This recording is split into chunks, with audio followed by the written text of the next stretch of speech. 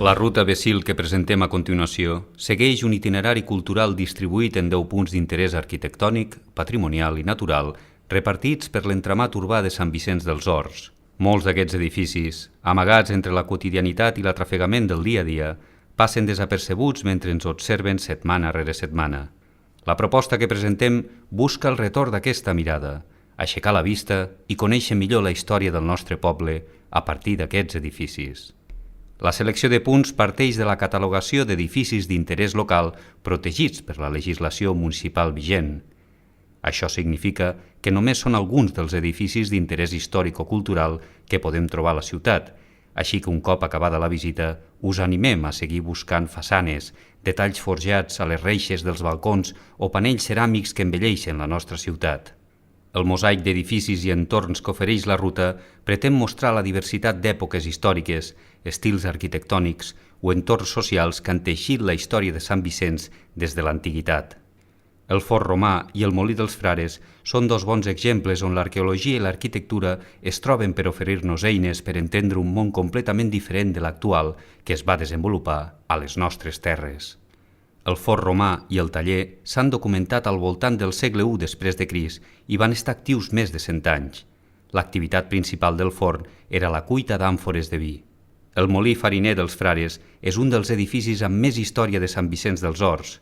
D'origen medieval, el monestir de Sant Pau del Camp el va comprar l'any 1370 i hi associà el nom. Per altra banda, l'església de Sant Vicenç, la residència familiar de Can Comamala, Cal Aragall o les restes de la passera de la Riera de Torrelles ens expliquen algunes característiques de l'estructura social i econòmica de la gent que ha viscut al poble els darrers segles.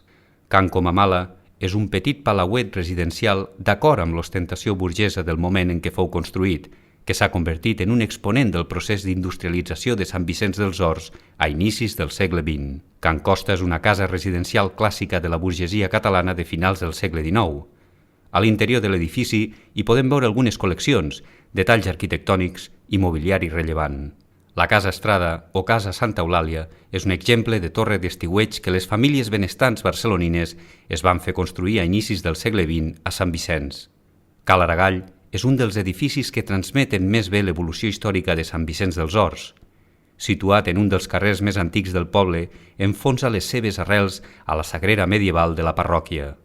La gran casa de Can Reverter, d'inicis del segle XX, es podria considerar una de les mansions més singulars que podem trobar a Sant Vicenç. La passera de la Riera de Torrelles era un petit pont que Eusebi Güell i el seu fill Claudi van pagar-ne part de l'obra per tal de facilitar l'arribada dels obrers a la fàbrica de la colònia. L'església parroquial de Sant Vicenç es documenta ja a mitjans del segle X com a església dedicada a Sant Vicenç Màrtir. Actualment, de l'edifici medieval no se'n conserva res per l'incendi que va destruir tot el temple l'any 1717. Finalment, el Pi Gros és un noble testimoni del paisatge natural que havia caracteritzat el terme municipal i que ara ha esdevingut un dels millors parcs urbans de l'àrea metropolitana de Barcelona. El Pi Gros, que dona nom al parc metropolità, és un magnífic exemplar de pi pinyoner, Pinus pinea, que ha assolit unes dimensions notables. Al llarg del recorregut accedireu a 10 punts senyalitzats amb informació històrica i patrimonial dels edificis, així com fotografies antigues i actuals de l'espai que ens ressalten els principals valors arquitectònics. A més, la senyalització s'ha dotat d'un QR amb informació complementària, geolocalització dels punts per seguir l'itinerari i materials específics enfocats a millorar-ne l'accessibilitat amb audiodescripcions i textos de lectura simplificada.